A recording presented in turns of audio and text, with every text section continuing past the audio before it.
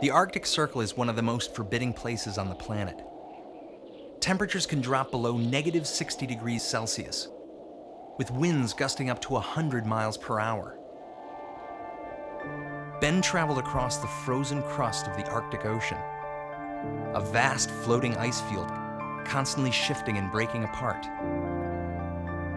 To survive for 10 weeks in such an extreme environment, Ben had to drag nearly 400 pounds of supplies behind him. But the challenges Ben faced were more than just physical.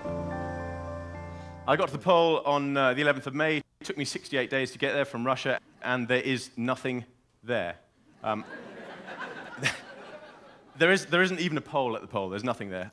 Purely because it's sea ice, it's drifting. Stick a flag there, leave it there. Pretty soon it'll drift off, usually towards Canada and Greenland. I knew this, but I was expecting something. A strange mixture of feelings. It was extremely warm by this stage. A lot of open water around, and of course elated that I got there under my own steam, but starting to really realize that my chances of making it all the way across to Canada, which was still 400 miles away, were slim at best. The only proof I've got that I was there is a blurry photo of my GPS, the little satellite navigation gadget. You can just see there's a 9 and a string of zeros here, 90 degrees north. That is slap bang on the North Pole. Took a photo of that, sat down on my sledge, did a sort of video diary piece, took a few photos, got my satellite phone out. I warmed the battery up in my armpit. I dialed 3 numbers. I dialed my mum, I dialed my girlfriend, I dialed the CEO of my sponsor, and I got 3 voicemails. I finally got through my mum. She was at the queue of the supermarket. She started crying. She asked me to call her back. I skied on for a week past the pole. I wanted to get as close to Canada as I could before conditions just got too dangerous to continue. This was the last day I had on the ice. When I spoke to my project management team, they said, look, Ben, conditions are getting too dangerous. There are huge areas of open water just south of your position. We'd like to pick you up. Ben, could you please look for an airstrip? This was the view outside my tent when I had this fateful phone call. I'd never tried to build an airstrip before. Tony, the expedition manager, he said, look, Ben, you've got to find 500 meters of flat, thick, safe ice. The only bit of ice I could find, it took me 36 hours of skiing around trying to find an airstrip, was exactly 473 meters. I could measure it with my skis. I didn't tell Tony that. I didn't tell the pilots that. I thought it'll have to do. It just about worked. A pretty dramatic landing.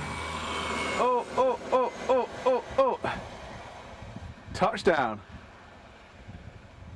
He passed over 4 times, and I was a bit worried it wasn't going to land at all. The pilot I knew was called Troy. I was expecting someone called Troy that did this for a living to be a pretty tough kind of guy. I was bawling my eyes out by the time the plane landed, pretty emotional moment. So I thought, I've got to compose myself for Troy. I'm supposed to be the roughy-tufty explorer type. The plane taxied up to where I was standing, the door opened, this guy jumped out. He's about that tall. He said, hi, my name's Troy. The co-pilot was a lady called Monica. She was sat there in a sort of hand-knitted jumper. They were the least macho people I've ever met, but they made my day. Troy was smoking a cigarette on the ice. We took a few photos. He climbed up the ladder. He said, just get in the back.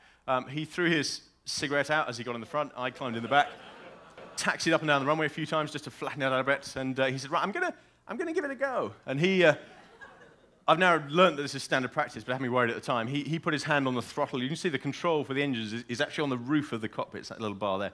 He put his hand on the throttle. Monica very gently put her hand sort of on top of his. I thought, God, here we go. This is all or nothing. Rammed it forwards, bounced down the runway, just took off. One of the skis just clipped a pressure ridge at the end of the runway, banking. I could see into the cockpit, Troy battling the controls. And he just took one hand off, reached back, flicked a switch on the roof of the cockpit, and it was the fastened seatbelt sign you can see on the wall.